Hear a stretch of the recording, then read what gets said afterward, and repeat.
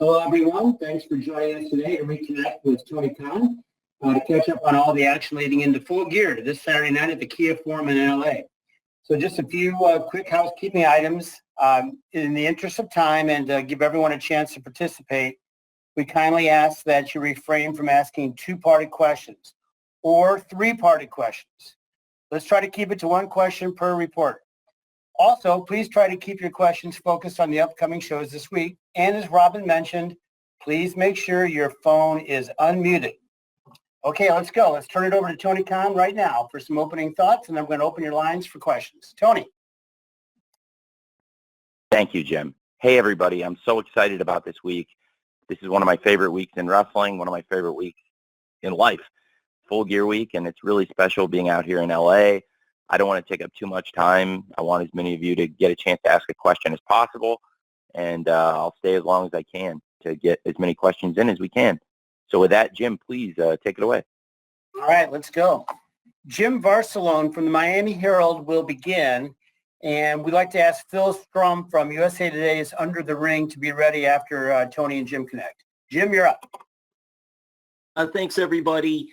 With this big event coming up, and it looks like a great card again. Curious, because obviously the big thing with Sting announcing retirement, Ric Flair's going to be there for this one coming up. I'm curious with Darby, because Darby has done awesome.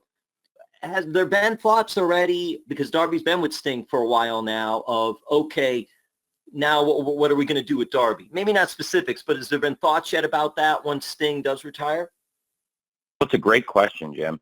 I think it's important to remember Darby was on fire before Sting got here and has continued to stay on fire. I think Sting has been a great mentor to Darby, and the crazy thing is, I think for the crazy world of modern 2023 present-day wrestling, I think Darby has been an awesome person to help Sting get reintroduced after taking a lot of time away.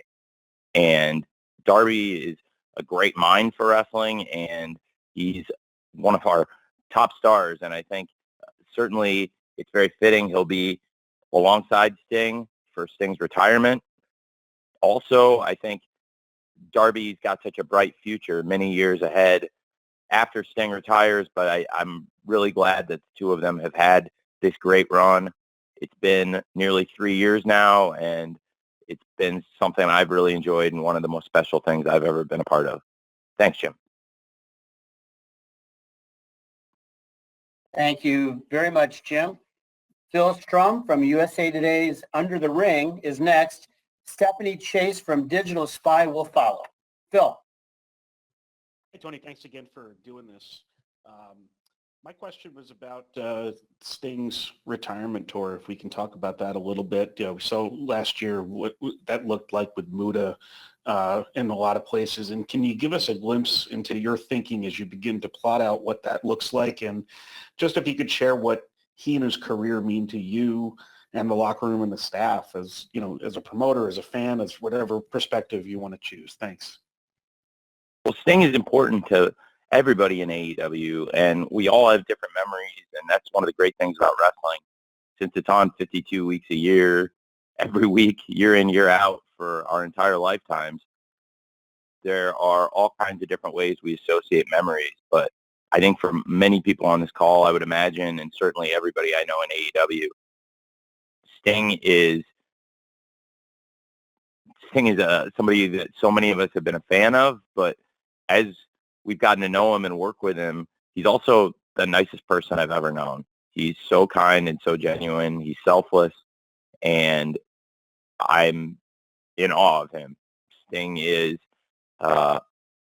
somebody that I think we should all aspire to be like. He's really just one of the most positive and warm people I've ever known. And he's also such an incredible legend, in the perseverance and staying power of Sting to be in this business and coming up on, realistically, 3 years in AEW that have been just incredible for us.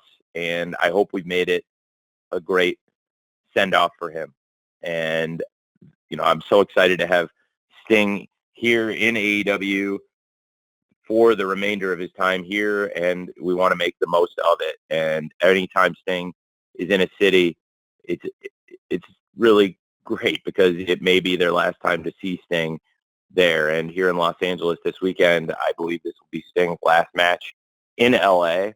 And I think it's very fitting that it would be with such great partners as Darby and Adam Copeland, and taking on one of AEW's greatest stars and the TNT champion, Christian Cage, alongside the Patriarchy, Luchasaurus and Nick Wayne.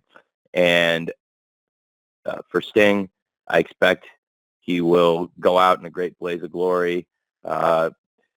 Nobody tries to talk Sting into doing the insane things he does in these matches, and he's always trying to push the limits. And I think it goes to show that he just wants the fans to have a good time, and that's a mindset Sting's brought to wrestling for so many years. And now in 2023, I mean, these past couple of years, I think Sting's been crazier than ever and done some of the wildest stuff he's ever done in wrestling in his 60s. And we just want to make sure we give him a great last run here in AEW. Thanks for asking about it. Thank you, Phil. Stephanie Chase from Digital Spy is next. Mike McGuire from Vista Radio in Canada will follow Stephanie. Stephanie. Hi, Tony. How are you? I am very well, Stephanie. Thank you very much. How are you? I'm great, Tony. Thanks for talking to me today. I know I asked you before a couple of months ago about the female voices backstage in the creative meetings, booking, agenting, and just within the company in general. And we've seen in the past few months like the hiring of Jimmy Jacobs, another male on the creative side. And it's recently been reported that a top female in the company, your legal chief, Mega, has stepped back to focus on the Jags. I know she's not from the wrestling side of it. You've still got Sarah Stock in there, but has there been any increase in female voices backstage, either giving their ideas creatively, taking input, or when it comes to larger company decisions? Well, two of the top executives on the wrestling side who work as coaches and are in my office every week putting ideas together and working with women and men in AEW are Sarah Stock and Madison Rain. And both of them are doing a great job. And we see both of them every week coming in and putting in great ideas. And Madison Rain's been with us for a long time. She was not traveling every week with an injury, but I really enjoy working with her. I thought she did a great job last night. And Sarah Stock has been awesome since she came in. Because she also speaks Spanish, she is able to communicate better than some other people backstage with some of the luchadors who come into AEW. So Sarah Stock has worked with a lot of the great women and men and been involved in some of the best matches on TV recently. And we have a great group of people here, and I think it's a great group of women and men on the staff, and absolutely those are two of my favorites on the wrestling side. Thank you, Stephanie. Mike McGuire from Vista Radio in Canada, you are next. John Orchiola from Screen Rant will follow. Mike. Hey, Tony. Thank you very much for the time today. Always appreciate these media calls, and I love the chance to talk to you here. A question about just your planning going into Full Gear and even shows moving forward from here. You've obviously been dealing with a lot of injuries, a lot of plan Bs, plan Cs, and maybe some of these decisions have been made more on the fly than others. And I don't want you to spill the beans here. I like watching wrestling and being surprised. But I guess the question I have is, with the level of intensity that your wrestlers are putting out in the ring today, are you coming up with plan Bs and plan Cs more often now in case something, heaven forbid, does happen in the ring? Well, it's a great question. I think we got some practice at that in the lockdown era because very frequently, and again, I mentioned earlier, and we all know it, wrestling is a 52-week-a-year business. There's no off-season, and it is the ultimate nonstop marathon that never ends until you quit. And I think that in the lockdown era, in 2020 and 21, we got a lot of practice with people being out with, during the lockdown, either exposures or people who would, had COVID. And so we didn't want them to come in, and we would change plans from what we previously had to protect those people and protect everybody. And there were periods of time where lots of people weren't traveling. So I changed a lot of things, and it sometimes led to great moments. Like Jon Moxley and Eddie Kingston was something that if you watched All Out 2020, there was a battle royal, and it came down to Lance Archer and Eddie Kingston. And if you watch it, I think it's clear those are the two guys, not only obviously the two final people in the Casino Battle Royal, but also two people that I was setting up where they were both future Jon Moxley opponents. But Eddie ended up moving up the order, and that match happened sooner than I was originally planning it. It worked out great. And here we are at Full Gear, and that ended up being the main event of Full Gear 3 years ago, one of my favorite shows we've done.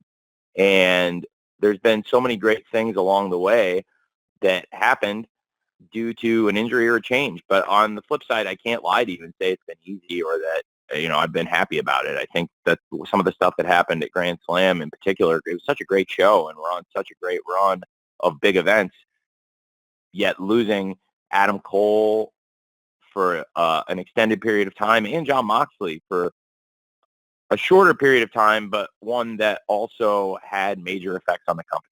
These were really challenging, and also those guys were on a roll and doing great stuff.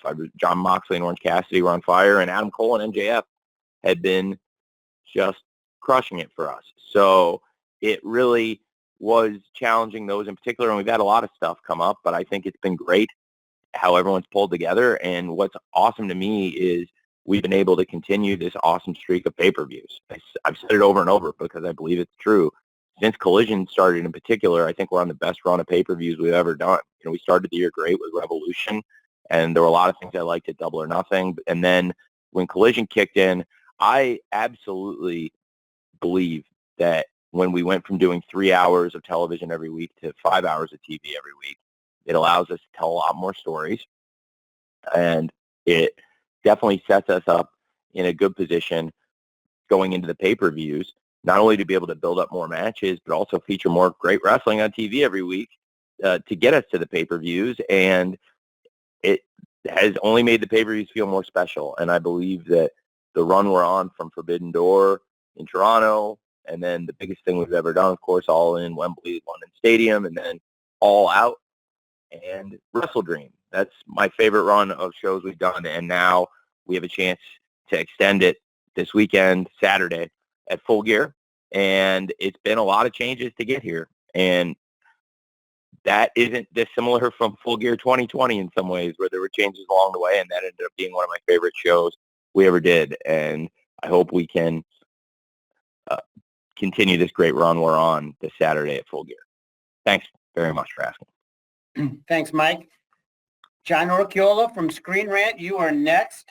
Dominic D'Angelo from Ad Free Shows will follow. John?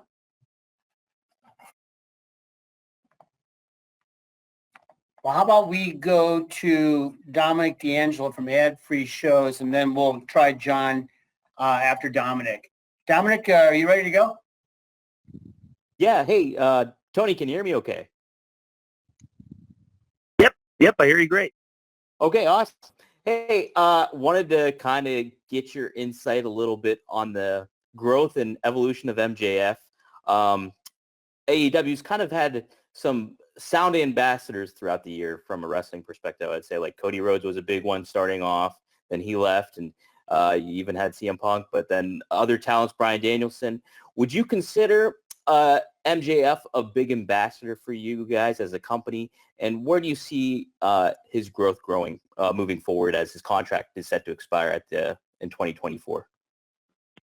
Well, MJF is the AEW World Champion and the face of the company in so many ways, and has been with us since the very beginning. He was involved in the very first AEW match ever from start to finish, and he's been involved in so many of our best shows and great moments in AEW.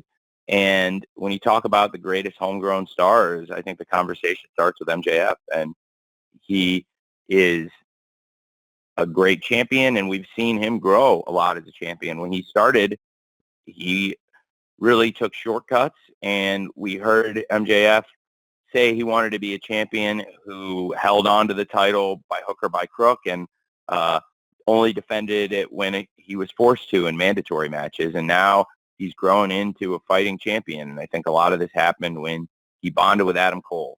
Every time we'd seen MJF make a connection with somebody, he'd stab them in the back time after time. And we don't know what's going to happen with Adam Cole and MJF. Nobody does, I think. But I think that it's certainly been something that's definitely affected him on as far as how he's treated the championship and himself as the champion. And I think there's been great growth there in MJF on screen and off screen. MJF's been a great leader for AEW and somebody that we can really count on as a great champion, which I don't know if anybody would have predicted that when we did the first AEW show at the LA Forum. So it shows how much things can change in a year and change. And so I believe not only is MJF one of our great homegrown stars and the kind of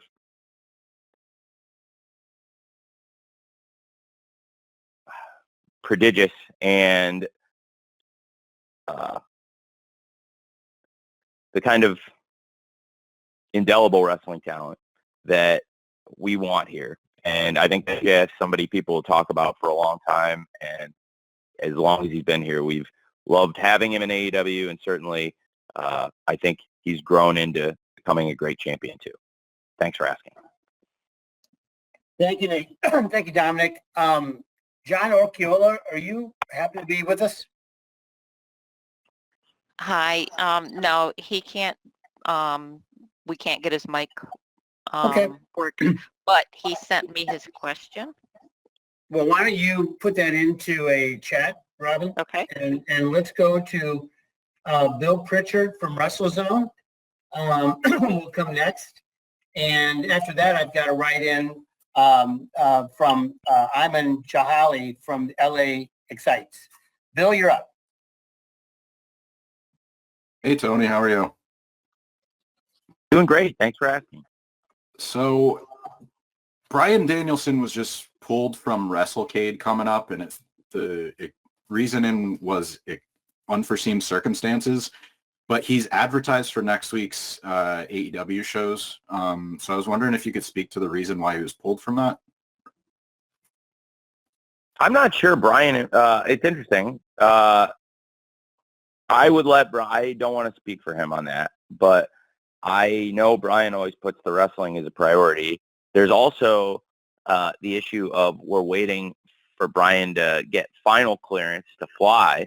He was able to come to Collision in Oakland this past weekend because it was a drive that he was able to make, but he's not able to fly. He can ride in a car. So Pittsburgh is a long way from where he lives. And also WrestleCade, I believe, is a long way from where he lives. So there's a couple of things still at play there, but I would let him speak to that. But I'm not too familiar with that event, so I can't say. Thanks. Thank you, Bill. I've got a write-in here from Iman Jalali from LA Excites. And here's his question, Tony. Given how anticipated the Hangman Swerve match is, perhaps more so than any other match on the Full Gear card, please talk about why you think their storyline has resonated so much with the fans. Well, they're two of the top stars. Swerve and Hangman are on fire, each of them right now, and I think they've had a great chemistry. They wanted to fight each other from the beginning, and what we've seen, the way it's played out, it's been a great rivalry. And I think it's great to see in wrestling two people that care so much about beating the hell out of each other. And what started as a rivalry about who can out-wrestle each other and who is going to be the bigger star going forward has turned into something far more personal. And I've really enjoyed it. And I thought last night was an incredible segment, and a lot of credit to both men for making it possible. I think Swerve, some of his actions along the way have been unscrupulous, but they've made for good wrestling. And I've had people ask me at times questions about some of what's happening with some of the heels and why I haven't punished them for some of the things they've done. And frankly, I don't think it's my place to, and I don't think it would serve the baby faces in these situations for me to be doing that.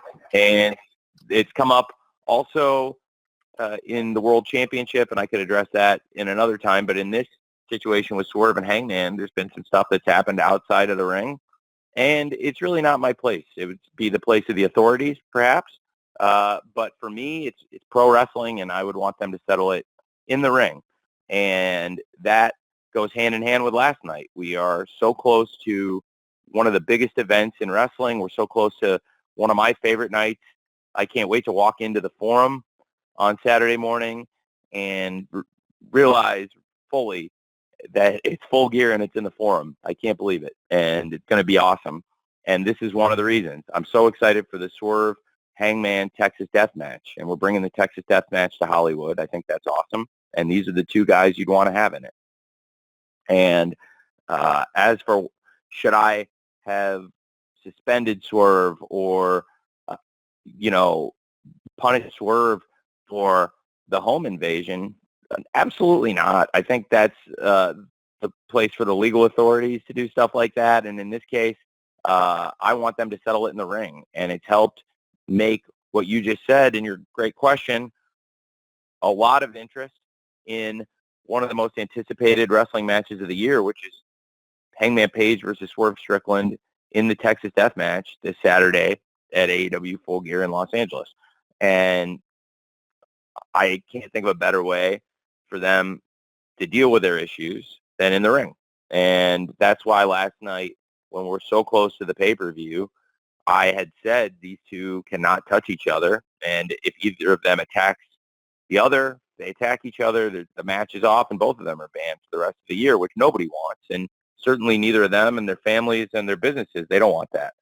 So it ended up making for a very effective segment. And I think we heard Hangman as angry as we've ever heard him, and he's been in some of the best Texas Death Matches I've ever seen. And Swerve's on this incredible run. We saw Swerve had Hangman's number at WrestleDream in Swerve's hometown, Seattle. And I can't wait to see what happens this Saturday at AEW Full Gear. Thanks. Thank you very much, Iman. We're going to go now to Jaime Falcon from the Los Angeles Times. And following Jaime, we're going to then go to Amy Nemedy from WrestleJoy. Jaime, you're up. How's it going? Tony, thank you for making time for us today, and hope you're enjoying this beautiful LA weather compared to what you had to deal with yesterday. Yeah, it's great. Just want to hit you with a quick question. Los Angeles is a minority-majority area that's long been a place where diverse performers have thrived, going back to the large Lucha Libre pay-per-views of the 90s.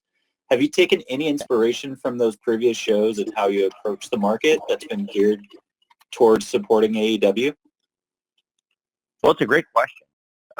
And certainly the market has shown great support for the Lucha Libre stars. And we've been trying to integrate more great Lucha Libre into the AEW programs week in, week out.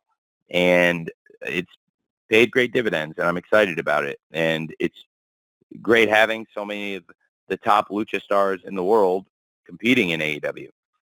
And going forward, we want to do a lot more of it. And I absolutely think it's a great point. And it's something that we've been thinking a lot about, and I've been trying to cultivate relationships. Of course, everybody saw Mystico came in recently from CMLL and competed in AEW, and from the beginning of AEW, we've tried to have great Lucha Libre stars involved. Some of the most decorated wrestlers in the history of AEW are the Lucha Brothers, Pentel Zero Miedo and Rey Fenix, who've held the World Tag Team Championship and the World Trios Championship, and Rey Fenix has held the International Championship, which puts him on a very short list with Pac and Kenny Omega is, I believe, the only 3 people in AEW ever to hold singles, tag, and trios championships. And we have, in addition this weekend, something I'm really excited about, which is the return of Roosh. And when Roosh and his brother Drylisico and the LFI came back to AEW, I think there's been so much interest, and Roosh brings an intensity and an authenticity that everybody can see when he gets out and fights. And his brother Drylisico has so much upside, so much potential, and they've earned this spot in this World Championship match.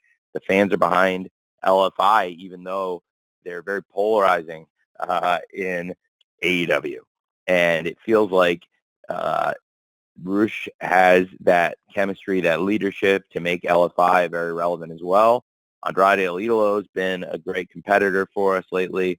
And in addition to the great stars in AEW, young stars that we've been trying to bring up, like Commander, who we signed, I also am really excited about the return from injury of Bandito, who I would have loved to have featured this week. He's one of my favorite up-and-coming wrestlers, and he's a great person. I think the world of Bandito, and I wish he was healthy, and he will be soon. So there's a lot of great lucha stars in AEW, and certainly it's a great market for that. And that's a great thought and a great point, and certainly across this week we tried to have a number of lucha stars involved this week with AEW in California. Thanks for asking. Thank you, Lanny. Amy Nemedy from WrestleJoy is next. Sean Ross Sapp from Fightful will follow Amy. You're up, Amy. Hi, Tony. The talk of Tinseltown has centered around the Hollywood homecoming of the dazzling Dame Toni Storm and her formidable foe, the strikingly dominant warrior Hikaru Shida. As the head of entertainment, Mr. Khan, could you give us a peek behind the velvet curtain to your thoughts of this thrilling showdown at Full Gear for the AEW Women's World Championship?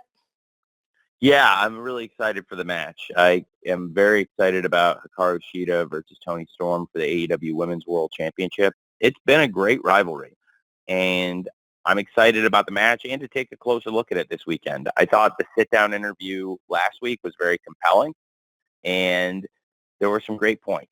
First of all, you have to look at Hikaru Shida, who is the most accomplished champion, arguably, in AEW. I think she would be on a very short list, certainly, of the great women and men who've competed in AEW since the first year and dominant competitors.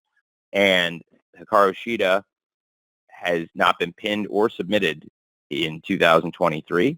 She's been a great champion, and when she regained the championship, she put herself on not only a very short list, but I believe ensured her immortality in the AEW history books. And the run she's on is amazing.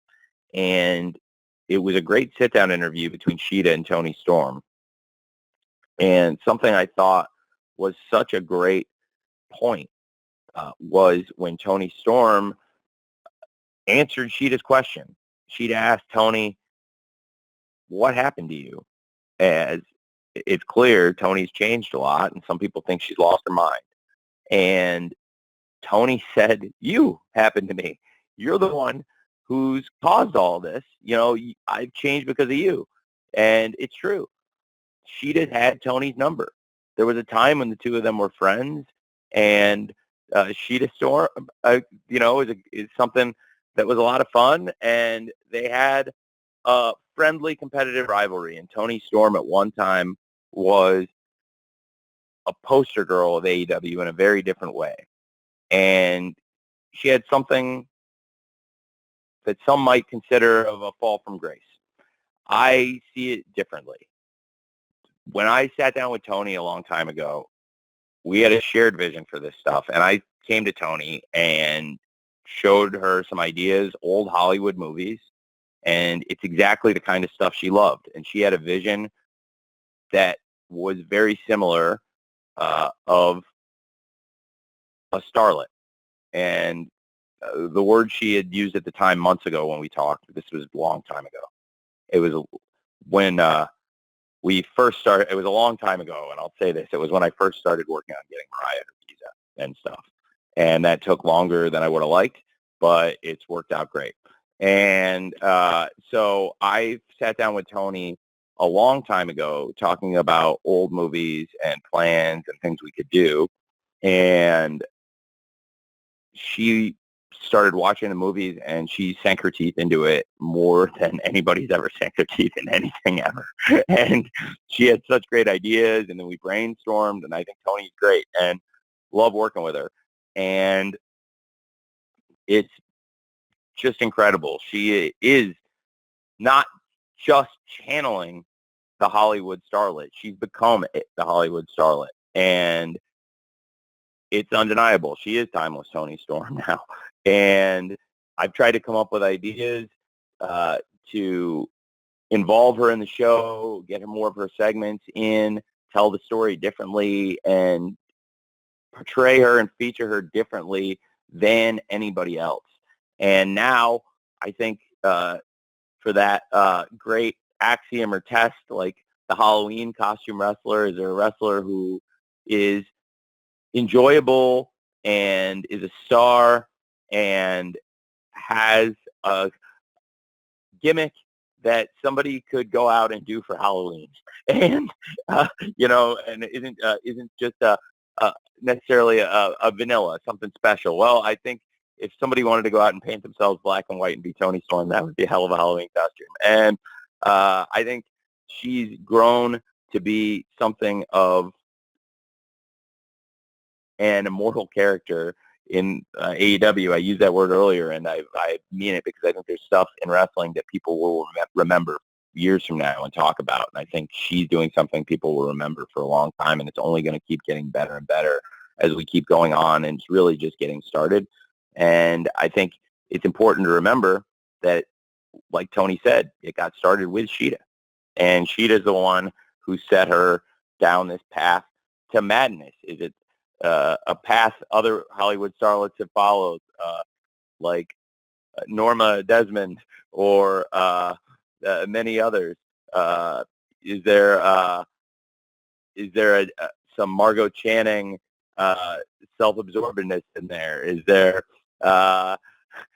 well, frankly, I'll save some surprises and not say much more about it, but I am excited about what's happening with timeless Toni Storm and Hikaru Shida. I think they're two of the best stars in AEW, and I'm so excited about the match and what Hikaru Shida is doing as the world champion now for the third time, and about Toni Storm's Hollywood Homecoming this Saturday. Thank you. Thank you, Amy. Sean Ross Sapp from Fightful is next, and Sean will be followed by Dave Meltzer from the Wrestling Observer. Sean. Hey, Toni. A couple weeks ago, we had the announcement of the All-In pre-sale, and now we have hype surrounding an upcoming signing at AEW Full Gear. Much is made when you have these announcements, or even announcements of announcements. How do you sort of weigh when you do that and sort of decide how you hype them up and to what degree you hype them up? Because obviously that's something that's talked about a lot in its own. Well, it's a great question, Sean. That's a really well thought out question. And it's something I weigh all the time, because we have to announce matches and announce moments and announce huge things and signings. And sometimes you just try to do what feels right and create engagement. And that's something we've been able to do, whether it be on television or through social media. I think certainly we created a lot of awareness about Wembley by putting a lot of fanfare around the announcement, and then putting it on television and getting a lot of eyes on it and conversation about it. And I think now there's a lot of awareness about the December 1st on sale. And I think we've been able to use the TV and social media at times to get people excited. And then there's times where I like to keep people on their toes, and it was fun to have something this past week on Collision that people are blown away by, and that's the Continental Classic, which people are really excited for. And I'll have more information about that right after Full Gear. And for those of you coming to Full Gear, I can even talk to you with a lot more details in the scrum after the pay-per-view about where this is going and who's going to be involved in the Continental Classic and what's going to be taking place there in the weeks to come after Full Gear. I think right now I want to keep as much focus on Full Gear as possible. And you mentioned an announcement I had about a new signing. I'm really excited about that. And I think that's going to be someone that will be a great addition to AEW, and it's going to be a big deal. And, as for how to announce the announcements or when to announce things, it's something that definitely there's lots of different ways to slice and dice it, and there's tons of different ways to approach that. But really just trying to create excitement around our big promotions, events, wrestlers, and get good buzz around the company. And I think we've been able to do that. Last night's show was very well received, and I think people are pumped for Full Gear this weekend. On Saturday, I should add, by the way. It's weird, not the pay-per-views on Sunday, but I'm very, very glad we'll be doing it on Saturday, and then I'm able to red-eye back for the Jags game, too. Thanks, Sean. Thank you, Sean. Dave Meltzer from the Wrestling Observer is next. Paul Berry from Newsweek will follow Dave. Dave? Hey, Tony, how are you? Hey, I'm great, Dave. How are you? I'm great. I'm great. I'm looking forward to the weekend. And so as far as I guess it's what I'm kind of curious is you've done pay-per-views actually with shorter windows between them in the last, since the end of August. And what have you learned, pros and cons as far as putting it together and business-wise in doing that? And also, are you close to $1 million gate for Saturday? Yeah, that's a great great question at the end there too. We are approaching it. We've got a great gate. I think it's closer to the 900,000 range right now, and we've got a great chance to make a push with a big walk-up. And I think it's going to be one of the biggest crowds we've had all year, and it's going to be certainly a lot of fun. And I would put the Forum on a very short list of my favorite venues in the world.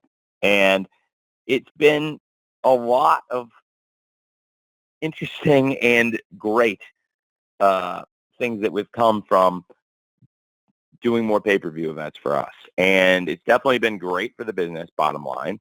And that is something I felt confident about, frankly, Dave, from years of studying wrestling economics and business trends. And something you over the years have written is about the inelasticity of pro wrestling as a market, and that really every wrestling company that's expanded the pay-per-view calendar has been happy they did. And for us, we launched with 4 premium pay-per-view events, including Full Gear, which is this Saturday and is one of my favorites, and I'm really looking forward to the weekend too.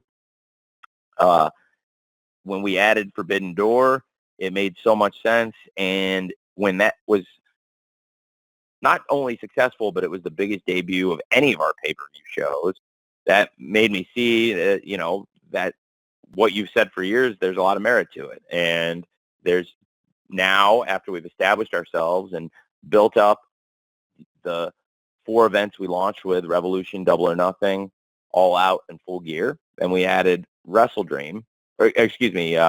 we added Forbidden Door. This past year, of course, we did add WrestleDream. That was something I had penciled in about a year in advance, really exactly a year in advance because when Antonio Inoki passed away, I circled the date, and I wanted to do an event that would pay tribute to his life and legacy. And, I believe he's the one who made so much of what we do possible today. And I also, of course, felt really strongly about adding All In. And as you said, there's been different lengths between some of the pay-per-views. It's been anywhere from a week to a month or over a month. And in this case, about a month and a half. between Wrestle Dream and Full Gear, and I think that's been good.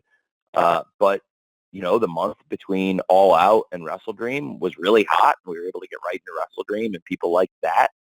So it feels like we've built a nice calendar this year that's sustainable because all the events have done really well.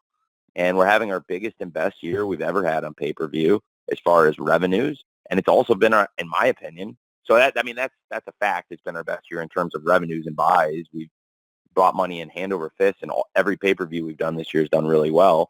And in particular, All In, of course, the live gate was insane with, $10 million gate, over 81,000 tickets sold. But the pay-per-view itself is about 200,000 pay-per-view buys and is one of our top 2 pay-per-view events ever and was bigger than any pay-per-view we did last year.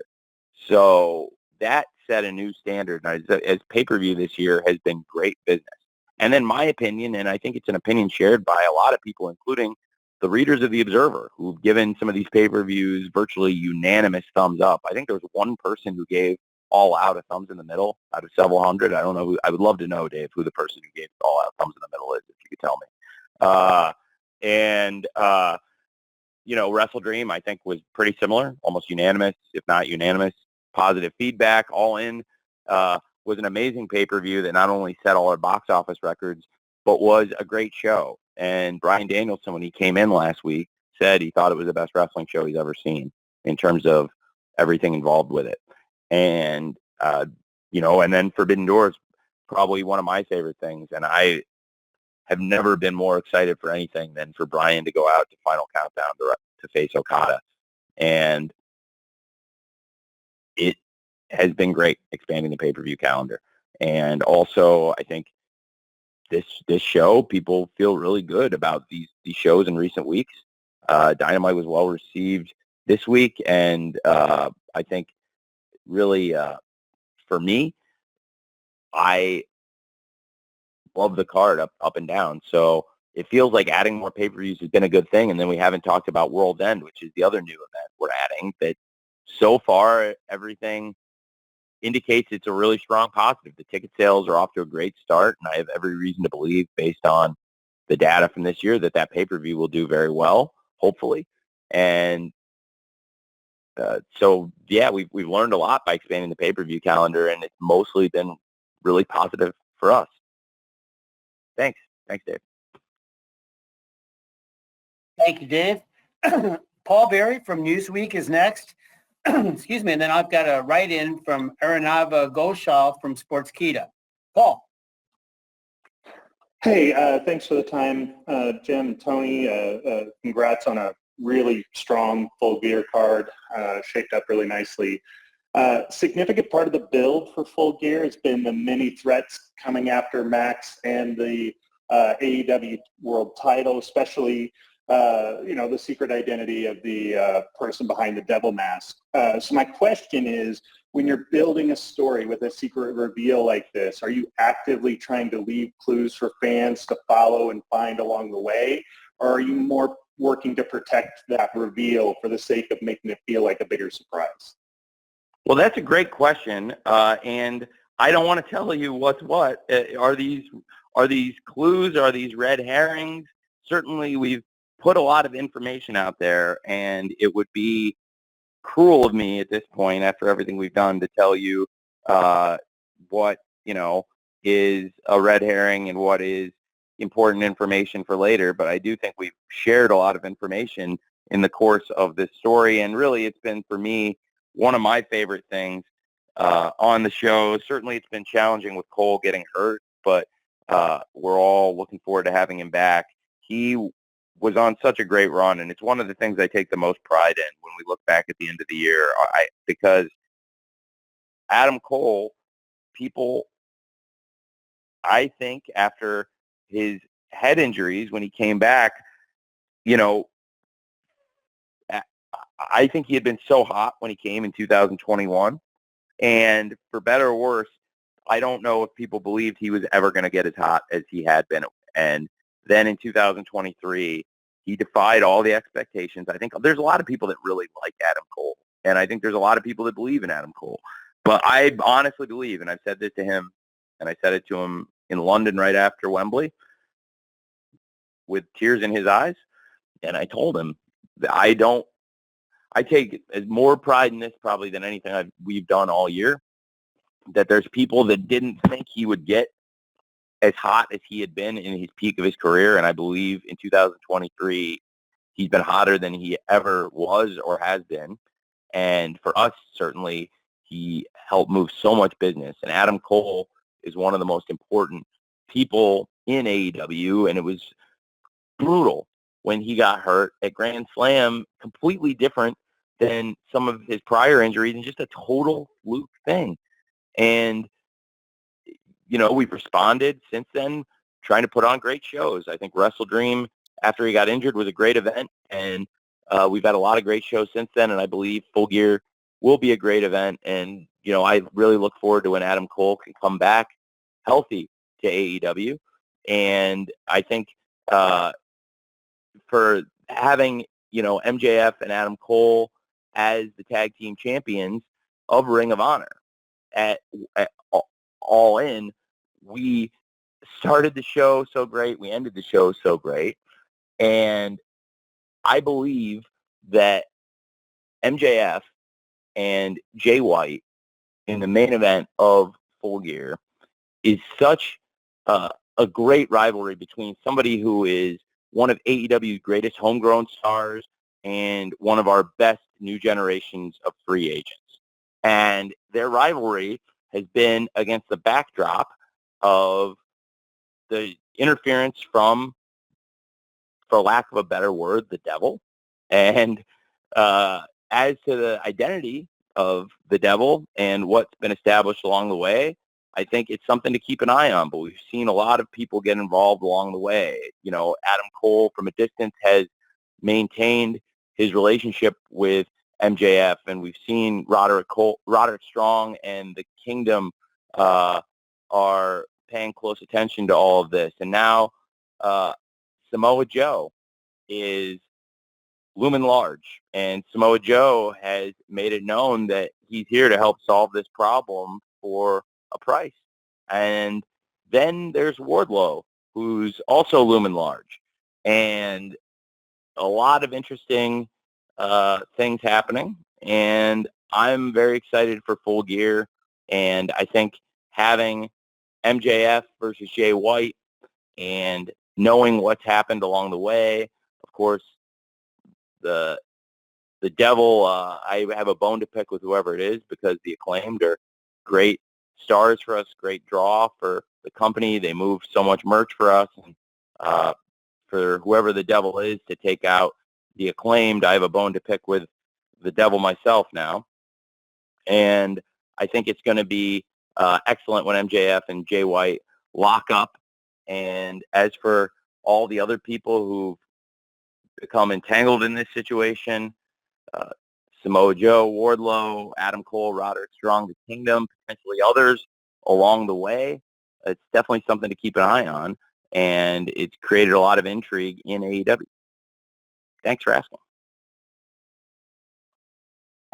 Thank you very much, Paul. Here's a write-in I've got from Arnava Ghoshal from SportsKPaul, and then Hector Diaz from the Los Angeles Times will follow. Here's the question, Tony. Full Gear will feature Adam Copeland's first AEW pay-per-view match. What are your thoughts on working with the veteran and his excitement for the upcoming match? I really have enjoyed working with Adam Copeland. He's got a great mind for wrestling, and it's very fitting that he's teaming with Sting and Darby Allin. And in particular, Sting and Adam Copeland have a lot of similarities. They're both so positive. They walk in and they both are imposing figures, yet they are very kind-hearted. And they could be big, intimidating guys if you didn't know them. And yet when you get to know Adam Copeland, it's similar to what I said about Sting before, where Adam has such a good heart. He's a great family man and has great values, and I think he's a really honest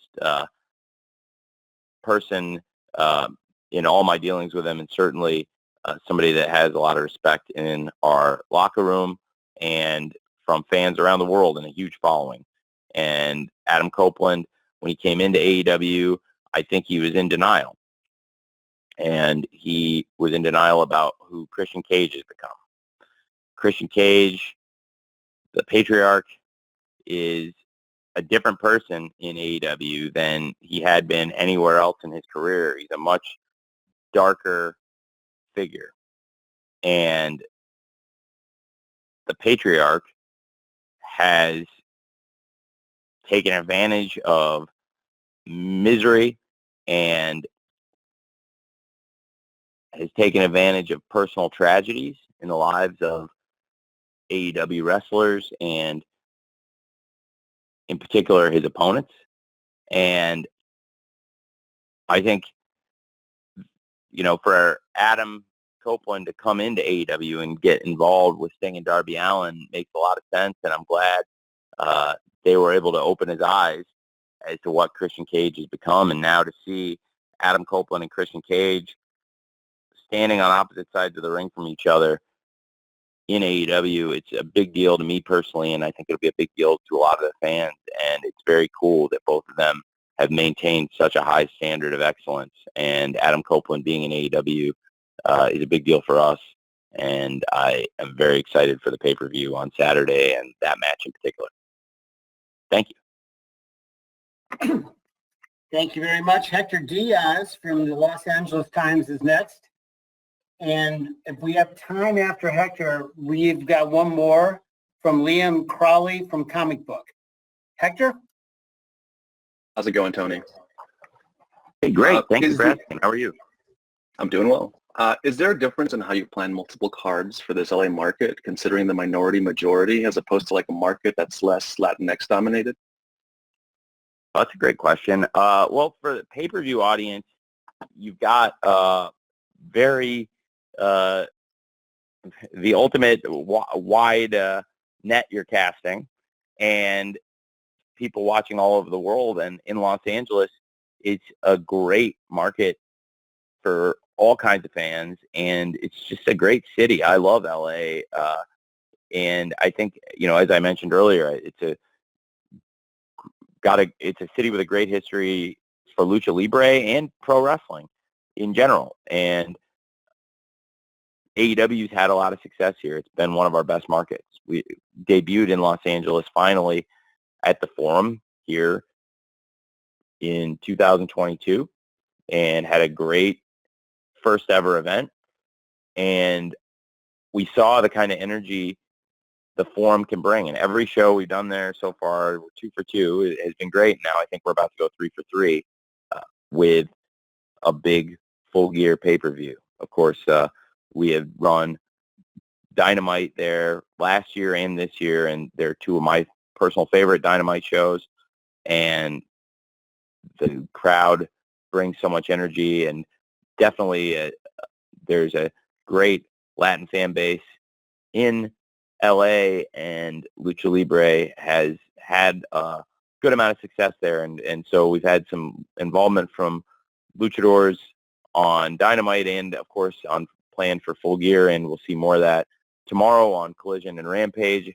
I think it'd be fair to say, and very excited for that. Of course, we've announced Roosh versus Dax Harwood, which is a great match for tomorrow at the Forum, and a lot more to come for the big 3-hour block of live Collision and Rampage, followed by the countdown to Full Gear. So a big 3.5-hour block, something we haven't had before like this on TNT, and is a great show of support from our awesome partners at Warner Brothers Discovery to give us 3.5 hours tomorrow night for a Friday night block on TNT. And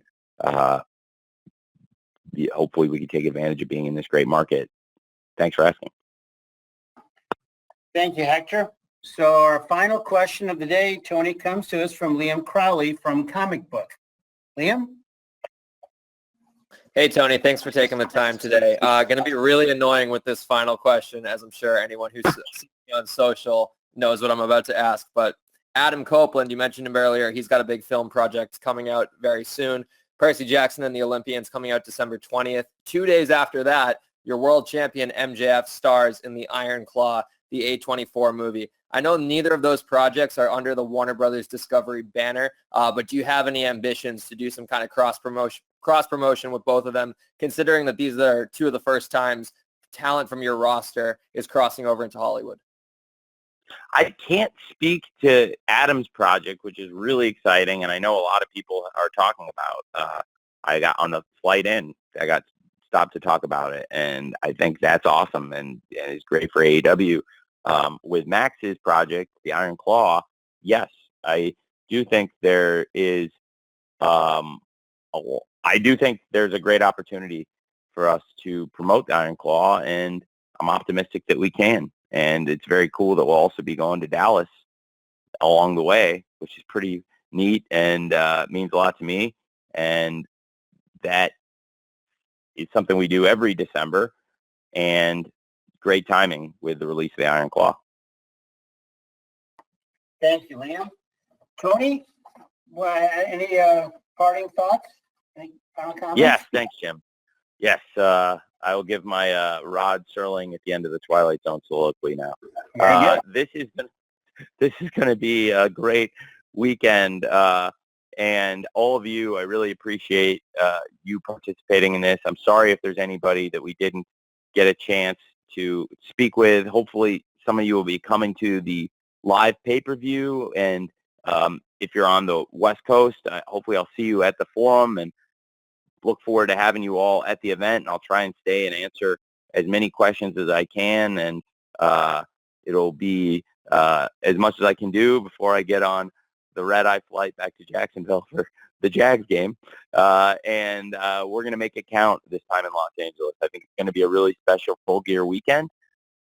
I really appreciate all of you. I don't think it would be possible for AEW to exist or to have sustained this kind of success for years now without all of you and the great coverage each of you provides. And each time I talk to all of you, I really appreciate your contributions. It's great to hear so many of your voices.